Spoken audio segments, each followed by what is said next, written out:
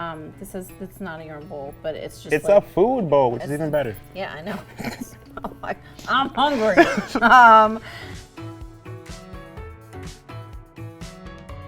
Hi everyone, today we have the artist behind Alex Creates, Alex Reynoso. Thank you so much for joining me. I'm really pumped up to have you because the last time you were here, you were teaching me how to spin yarn. Have you tried again? No, but first off, I love that you were on Tea with Shira. We had a lot of fun with you, and that's why we wanted you back. But also, since you've been on Tea with Shira, and I'm going to give Tea with Shira all the credit, you have blown up. You're an amazing superstar in the yarn community, Thank you. crafting community, all of it, because you do a lot of stuff. Yes. You knit, you crochet, you yarn bomb, I yarn bomb. I machine knit, machine knit, needle felt, weave. and then we have pottery, Yes. which is new. Yes. Since yes. we last saw you. We have cool pottery. I think I changed my major shortly after that video because I was going for business, and then I switched over to fine arts. And Let's talk about, I mean, there's so much to talk about. There are a lot of different options. I'm gonna go with the spinning because that's what we touched on last time. So you spin yarn and then you sell it on your website. yes, and I also spin for farms too. So I usually do trades with farms. So they send me over their whole fleece of a couple animals. I wash, process that, and then send them back usually half or like 40% of the wool back to them as yarn or bats or whatever, and then I keep the rest for me. Oh, that's so Yeah, cool. so So we it's barter kind of that like, way. so Yeah. it's like a half-half. You get half of their stuff. And so how did you get involved with that? Through Facebook. There's a group on Facebook called Spin a Pound, Get a Pound. There's a couple other groups too, but that was the one I started at and just kind of kept staying active in that group. That's cool. Do you have a specific type of wool that you like to work with? I really like alpaca and Teeswater, Wensleydale, sheeps, because they're curly, which is why there's so much curly yarn. And it's one farm that you work with? No, multiple. Multiple. Yeah, so I get most of my alpaca ones from one in Illinois and another one in Colorado. Have you ever visited and met your fellow animal friends? You should.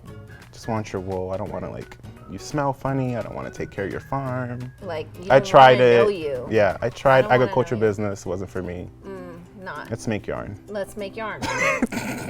I'm gonna undo Go this. for it. Oh, it's always so satisfying. Were you inspired when you did this? Like, what was just happening, or you were just like, nah, I'm gonna spin some yarn, I'm gonna dye some yarn, and that's what's gonna happen? Yeah, so this is, so it's applied, the gray ply is alpaca, and the fun stuff is just like little bits of stuff that I dyed and didn't have enough to either put in my website to sell, so it just goes into a bag. So this is all, Recycling. yeah, so this is all kitchen sink fluff that I spun on its own and then applied it with the gray alpaca. So That's there's really a bunch of cool. different sheep breeds, alpaca and a bunch of Alpaca, mohair. other. Gotland, There which it is a is. sheep from Sweden. Oh, he's Swedish. Interesting. Let's talk about the pottery. What do you have going on here? So tell us, how did you get into pottery? Because one day you're crocheting, and then the next I'm throwing pots. pretty much, yeah. So I grew up around the ceramic studio I'm working at right now. My mother, when she came from Puerto Rico, her grandmother lived on that block. So I grew up seeing that ceramic studio, but ceramics is an expensive hobby, extremely expensive Yeah. hobby. So it was never something we did.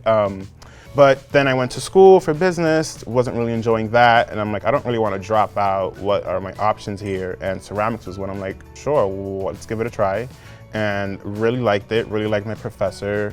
She was very encouraging. I took a break from school and hit up the ceramic studio on Instagram, and I'm do you need some help? And then that turned into a job, and that's this. And now you're making these beautiful things. So these are available on your website? Yes, so these are my signature keyhole yarn bowls. Okay. I wanted to make yarn bowls. I want to make them look cute. Most people don't really use them. They keep them as decoration, so let's make it look cute. So true. But you have different ones. Yeah, so I wanted to make a unique cut on the yarn bowl. Cut. Yes, so this one is the Open one I came up space. with. Yes, Here it is. just keyhole. Keyhole. Yep. And then I like dipping them in 2 different glazes, which then usually creates a third one, which is what's happening with this. So let me guess, you did this, and you got that. Yeah. Wow, you're so smart. I know, it's out of control. So this is a matte lavender, And this is actually an orange. And the orange with the lavender creates this nice blue, but it's also extremely runny, so it actually ran onto the kiln. Oh, I see the orange in there. Yeah. That's awesome. I never even thought of that. However, this is like my favorite. This is beautiful. Thank you. So what's the inspiration here? So I wanted to be a pastry chef before I got into crochet. Wow, you have so many avenues. Do you bake cookies, and why aren't they here?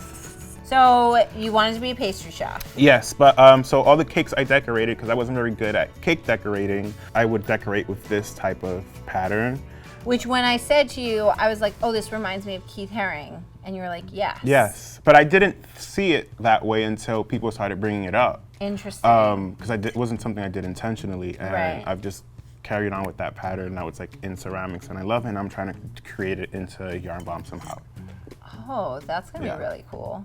Alex, you have so much stuff here, and I want you to know, like, I'm very proud of you because you've taken like a serious passion of yours and you've just like continued to like bloom. I've ran with it. You really have. So Alex, thank you so much for joining me today. We've talked about so many things, but the cool thing is they can find all of this stuff where? How can they follow you? On Instagram and on my website. And that information is below. Help me point. Right here. Yeah. This here. is we all get to be Havana on TV Shira. You get to do this. Remember to like and subscribe. Always like give big thumbs, big thumbs up. And Alex, we like to ask our audience a question. We like to give that honor to the lovely guest. What would you like to know? Why do you create? It's a really deep question. I'm into it. Put on your thinking caps and give us good answers. There's lots of ways you can answer it. There is. I'm not going to answer because I feel like you're all going to take mine. So until then, cheers. Cheers. Thanks, guys. Bye. My friend got me a yarn bowl, and I'm like, I don't. No one really uses She was them. so excited though that she got it for me. She's like, look, like you can do yarn, and here's a bowl, and you can put stuff in it.